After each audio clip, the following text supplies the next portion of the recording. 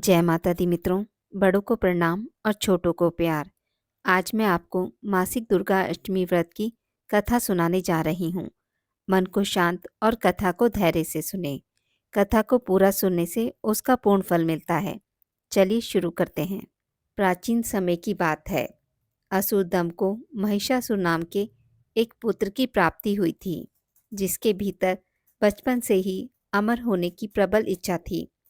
अपनी इसी इच्छा की पूर्ति के लिए उसने अमर होने का वरदान हासिल करने के लिए ब्रह्मा जी की घोर तपस्या आरंभ की। महिषासुर द्वारा की गई इस कठोर तपस्या से ब्रह्मा जी प्रसन्न हुए और उसे मनचाहा वरदान मांगने को कहा। ऐसे में महिषासुर, जो सिर्फ अमर होना चाहता था, उसने ब्रह्मा जी से वरदान मांगते हुए खुद को अमर करने के लिए उन्हें बाध्य कर दिया। परंतु ब्रह्मा जी ने महिषासुर को अमरता का वरदान देने की बात ये कहते हुए टाल दी कि जन्म के बाद मृत्यु और मृत्यु के बाद जन्म निश्चित है, इसलिए अमरता जैसी किसी बात का कोई अस्तित्व नहीं है। जिसके बाद ब्रह्मा जी की बात सुनकर महिषासुर ने उनसे एक अन्य वरदान मांगने की इच्छा जताई और कहा कि ठीक है स्वामी, यदि मृत्यु होना तय है तो मुझे ऐसा वरदान दे दीजिए कि मेरी मृत्यु किसी स्त्री के हाथ से ही हो। इसके अलावा अन्य कोई दैत्य, मानव, देवता और कोई भी मेरा वध ना कर पाए। जिसके बाद ब्रह्मा जी ने महिषासुर को दूसरा वरदान दे दिया। ब्रह्मा जी द्वारा वरदान प्राप्त करते ही महिषासुर अहंकार से अंधा हो गया और इसके साथ ही बढ़ गया उसका अन्याय। मौत के भय से मुक्त होकर उसने अपनी सेना के साथ पृथ्वी लोक पर आक्रमण किया। इससे धरती पर चारों तरफ से तबाही मच गई। उसके बल के आगे समस्त जीवों और प्राणियों को नतमस्तक होना ही पड़ा।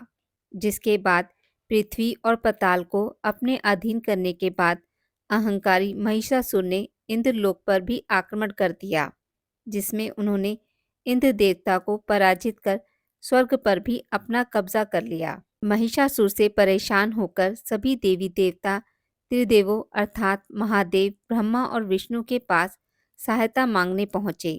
इस पर विष्णु जी ने उसके अंत के लिए देवी शक्ति के निर्माण की सलाह दी।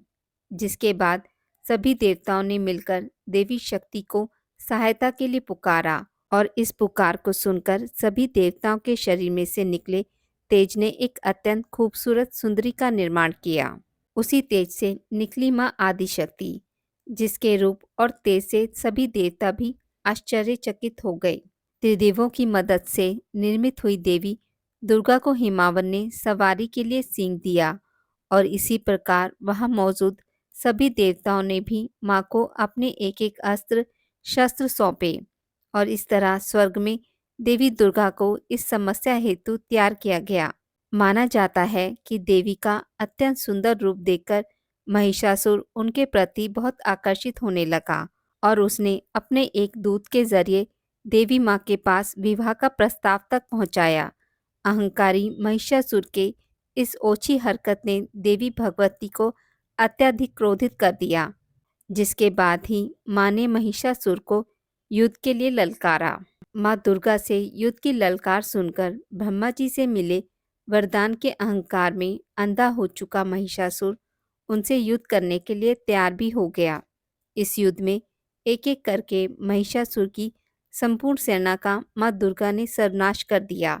इस दौरान माना ये भी जाता है कि ये युद्ध पूरे 9 दिनों तक चला, जिस दौरान असुरों के सम्राट महिषासुर ने विभिन्न रूप धरकर देवी माँ को छलने की कई बार कोशिश की, लेकिन उसकी सभी कोशिश आखिरकार नाकाम रही और देवी भगवती ने अपने चक्र से इस युद्ध में महिषासुर का सिर काटते हुए उसका वध कर दिया।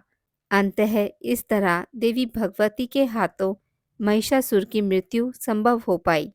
माना जाता है कि जिस दिन माँ भगवती ने स्वर्गलोक, पृथ्वीलोक और पाताल लोक को महिषासुर के पापों से मुक्ति दिलाई, उसी दिन से ही दुर्गा अष्टमी पर्व प्रारंभ हुआ। आज की इस वीडियो में बस इतना ही। मित्रों, अगर आपको मेरी वीडियोस पसंद आती हैं तो इसे लाइक और शेयर ज़रूर करें और पूजा पाठ से जुड़ी जानकारी के लिए मेरे चैनल को सब्सक्राइब करना ना भूलें।